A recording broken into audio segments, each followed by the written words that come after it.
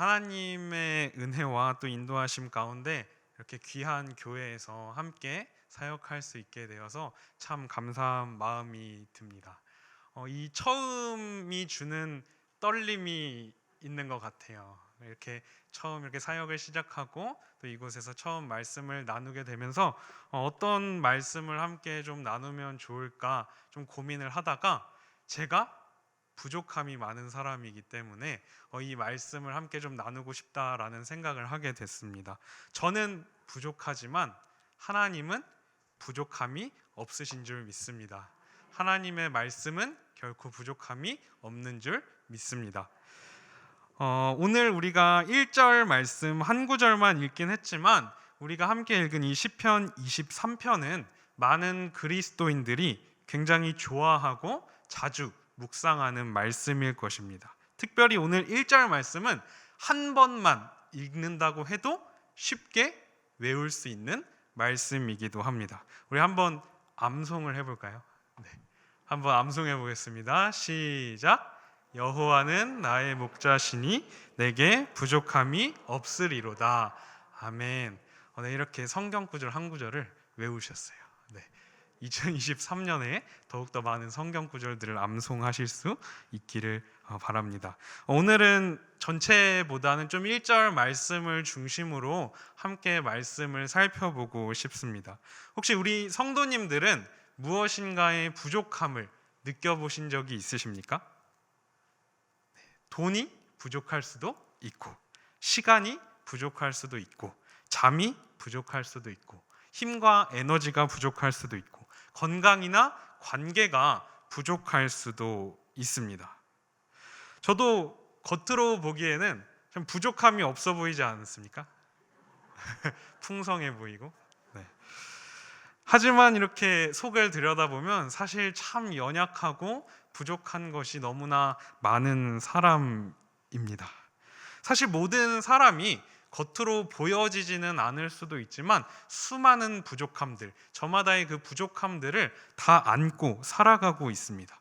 그리고 그러한 부족함들을 채우기 위해서 끊임없이 무엇인가를 하면서 살아가고 있습니다. 자기 개발을 해보기도 하고 또 잠을 줄여가면서 돈을 벌기 위해 일에 몰두해 보기도 하고 또 여러 가지 운동과 모임에 참여해 보기도 합니다.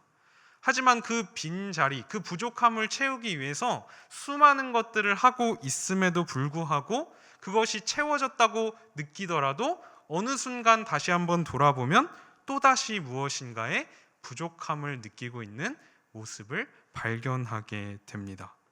시대적으로 보면 20, 30년 전과 지금은 비교할 수 없을 정도로 많이 발전하고 부유해지고 풍족해진 시대를 살아가고 있습니다. 그런데 오히려 이런 시대에 자신의 삶의 부족함을 느끼며 살아가는 사람들이 오히려 옛날보다 훨씬 더 많아졌다는 생각을 해보게 됩니다. SNS나 인터넷을 좀 보게 되면 제일 많이 올라오는 글의 유형이 뭐냐면 자랑글입니다. 인증샷, 그래서 많이 찍죠. 요즘에는 운동하기 위해서 산에 올라가는 것이 아니라 인증샷을 찍기 위해서 산에 올라간다고 합니다. 나 이런 산에 올라왔다 하고 인증샷 찍어서 올리면 수많은 사람들이 막 멋있다, 인정해주고 칭찬해주고 잘 사는 것처럼 그렇게 생각하는 그 인정을 받기 위해서 그런 것들을 올리는 것 같아요. 오늘 어디 갔다 왔는데 정말 너무 좋더라. 오늘 어떤 맛집 갔는데 정말 맛있더라. 오늘 남편이 아내가 이런 선물 사줬는데 너무너무 좋더라. 이런 것들을 사람들에게 인정받고 싶어하고 자랑하고 싶어하는 그 이면에는 사실 어딘가 채워지지 않는 마음의 그 빈자리가 있다라는 것이죠. 또 한편으로는 누군가가 풍족하고 잘 살고 있는 그러한 모습을 보면서 상대적으로 박탈감과 소외감을 느끼는 사람들도 참 많이 있는 것을 보게 됩니다. 더욱이 우리가 코로나 시대를 지나면서 부족함의 시대, 결핍의 시대라고 해도 어색하지 않은 그런 시대를 우리가 살아가고 있어요. 이렇게 우리 모두가 저마다의 부족함을 안고 살아가고 있다는 것입니다. 오늘 말씀에는 우리와 동일한 문제를 가지고 살아왔던 한 사람이 등장을 합니다. 바로 다윗이라는 사람이죠. 시편 23편의 표지를 보면 다윗의 시라고 기록이 되어 있습니다. 이 시는 다윗이 기록한 시로 알려져 있는데, 시의 전체적인 분위기를 생각해 볼 때 다윗이 인생의 말년에 자신의 삶을 돌아보며 고백한 시로 여겨집니다. 그런데 여기서 다윗이라는 인물에 대해서 좀 함께 생각해 봤으면 좋겠습니다. 일반적으로 다윗 하면 어떤 사람이라고 생각이 드세요? 네, 아주 특별한 사람, 믿음의 사람, 하나님의 사람, 그런 탁월한 인물로 생각이 됩니다. 다윗은 지금까지도 이스라엘의 역사상 가장 훌륭한 왕으로 인정받고 있는 왕이기도 합니다. 그래서 이스라엘의 왕들에 대해서 평가할 때 그 좋은 왕의 기준은 다윗과 같은 길로 행하였는가, 이것이 좋은 왕의 기준이었습니다.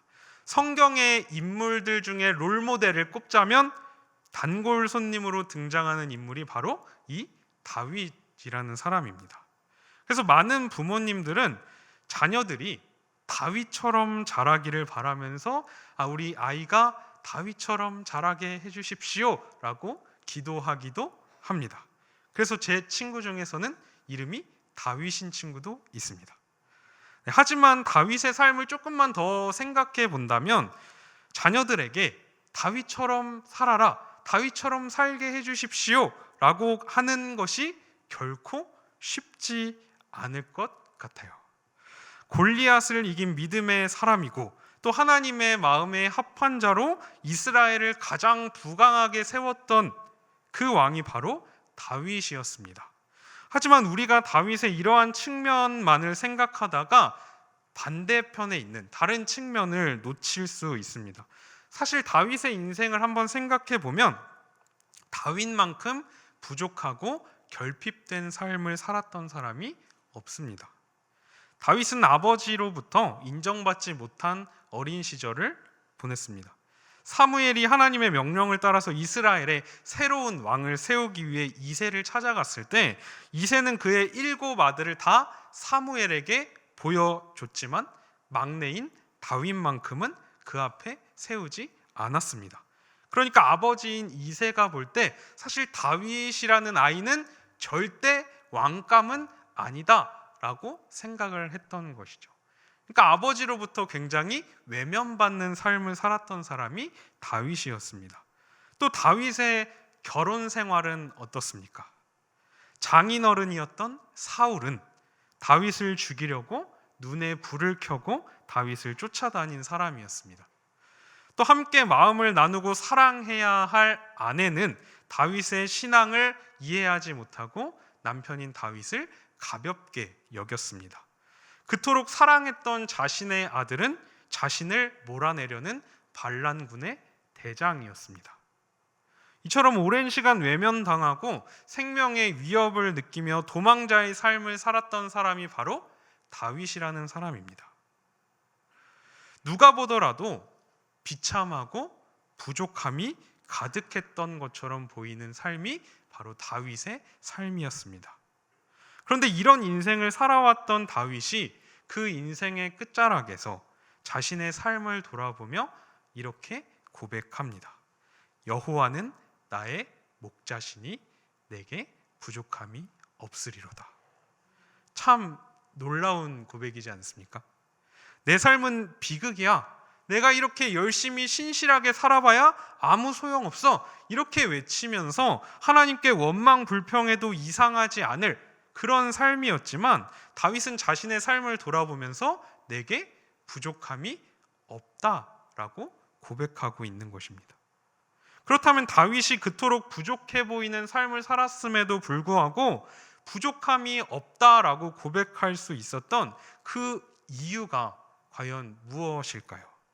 오늘 말씀에 그 이유가 기록이 되어 있습니다. 여호와는 나의 목자이시기 때문입니다.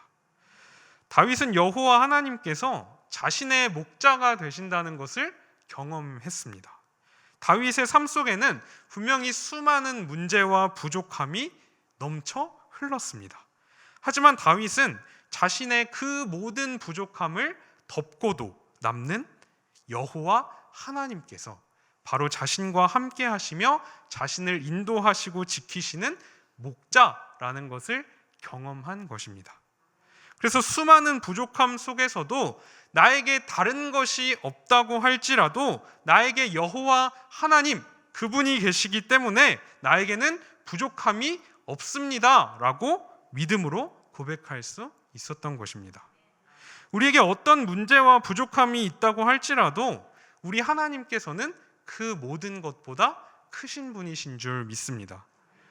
종종 우주에 관한 영상을 볼 때가 있습니다. 우주에 대해서 볼 때마다 이 세상이 얼마나 크고 무한한지에 대해서 생각해 보게 돼요.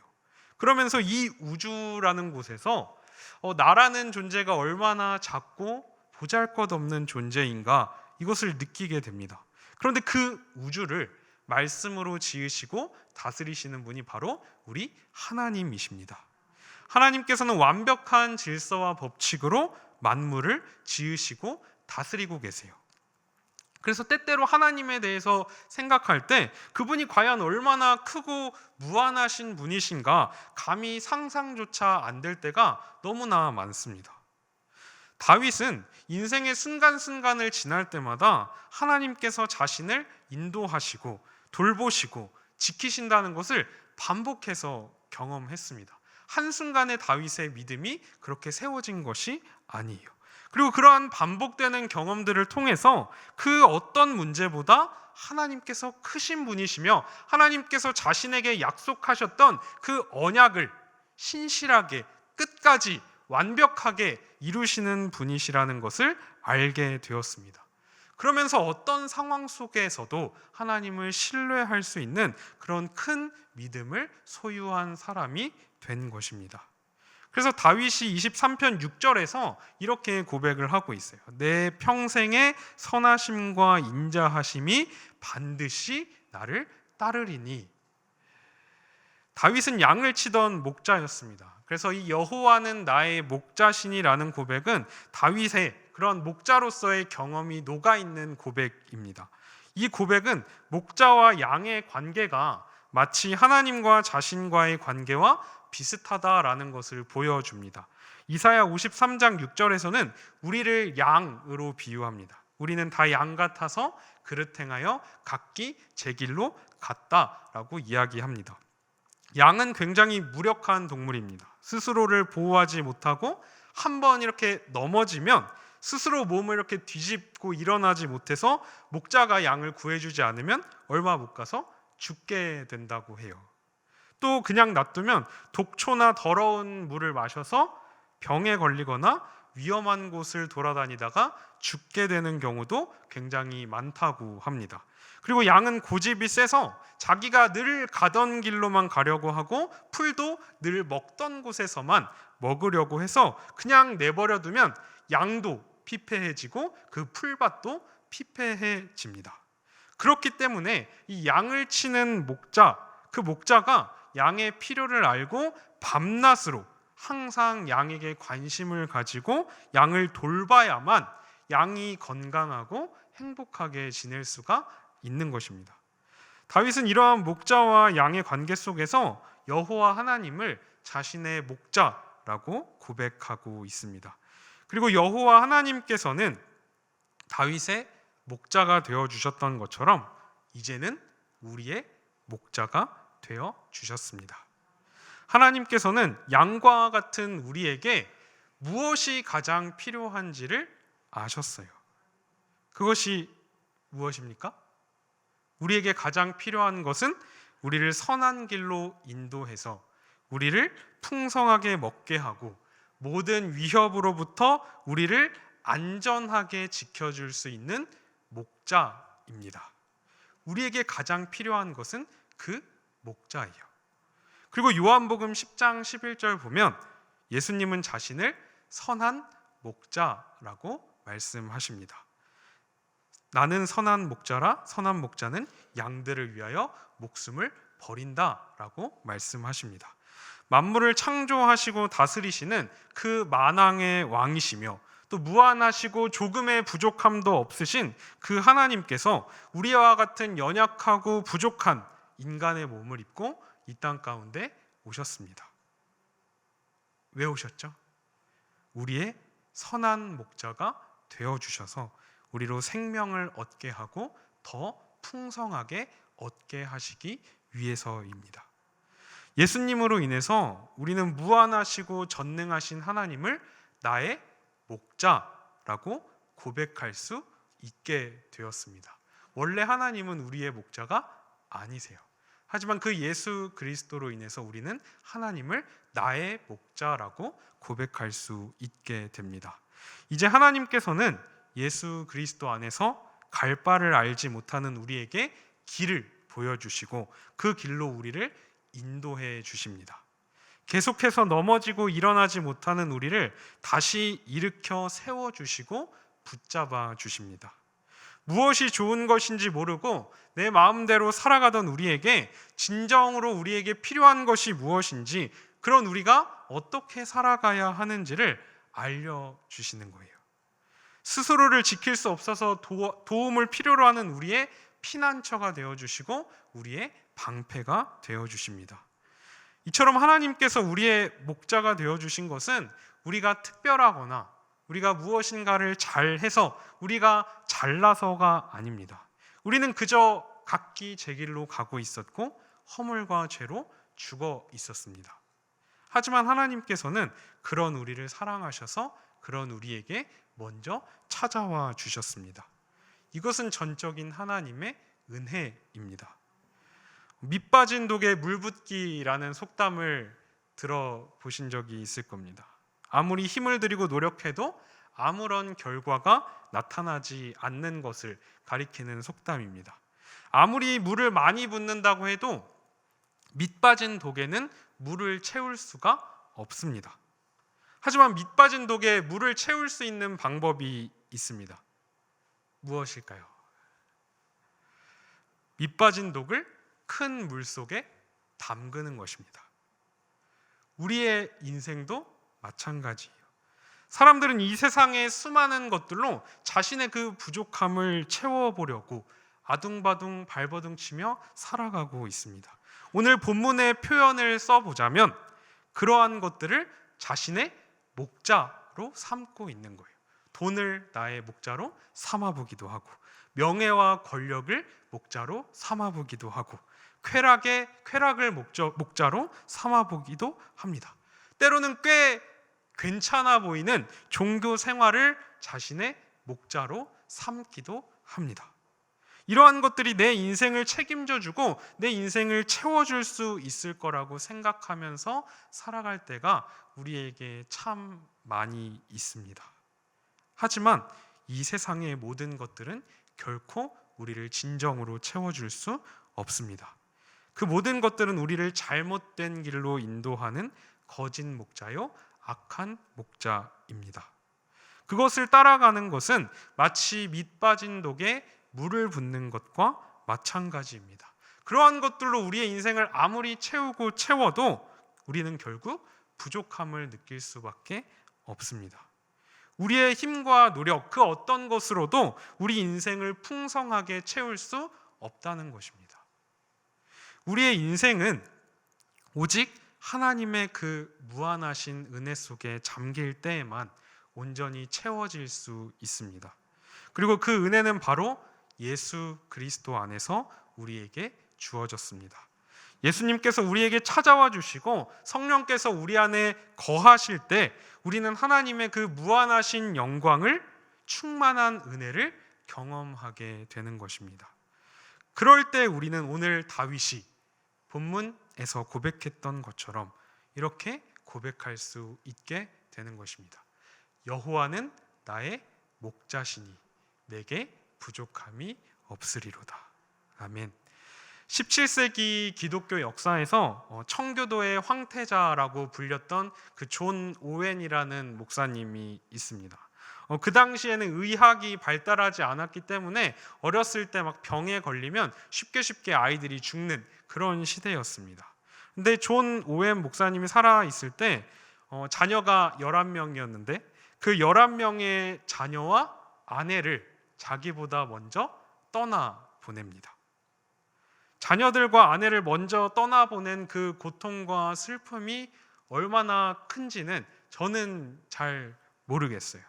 하지만 다 헤아릴 수 없는 그 아픔과 슬픔이 그 마음 가운데 있었을 것입니다.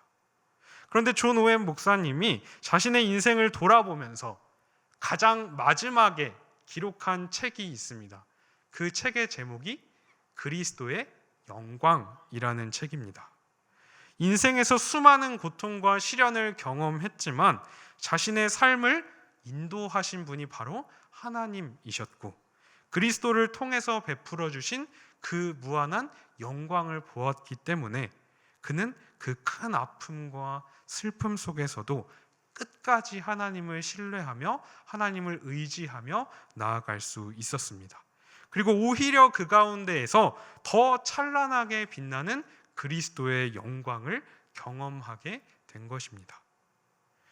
여전히 우리에게는 부족함이 있습니다. 나 자신의 상황과 환경을 보면 나에게 찾아오는 수많은 문제들을 보면 여전히 우리는 부족함 투성이입니다.